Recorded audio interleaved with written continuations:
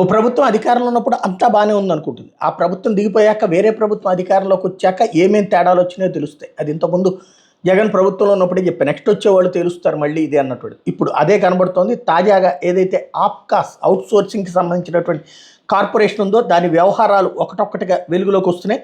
ఆప్కాస్ ఎండి వాసుదేవరావు ఈ సంస్థకి సంబంధించి తిమింగలగా మారారంటూ ఇవాళ జ్యోతి కథనాలు రాసుకొచ్చింది. అడ్డగోలు నియామకాలు, కమిషన్ల కక్కుర్తి, నిర్వహణ పేరుతో భారీగా తప్పుడు బిల్లులు పెట్టుకుని నిధులు స్వాహా చేస్తుండడం కార్పొరేషన్లో సర్వసాధారణమైనటువంటి ఆరోపణలు ఉన్నాయంటూ కొత్త ప్రభుత్వం రావడంతో ఇప్పుడు పాతకాలు ఒక్కొక్కటిగా బయటపడుతున్నాయి.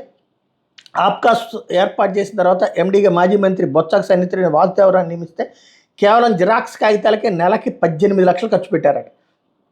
అలాగే 1.14 లక్షల సంస్థ నిధులతో సొంతానికి సెల్ ఫోన్ కొనుక్కున్నారట.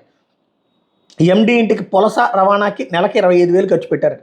అవుట్సోర్సింగ్ సిబ్బంది సంక్షేమానికి ఆప్కాస్ అయితే దాని కాస్త చివరికి ఈ కోణంలో తయారు చేశారు. చివరికి ఈపీఎఫ్కి డబ్బులు కట్టకపోతే 10 కోట్ల రూపాయలు చలానా అదే పెనాల్టీ కట్టాల్సి వచ్చింది అన్నట్టు వార్తని హైలైట్ చేశారు.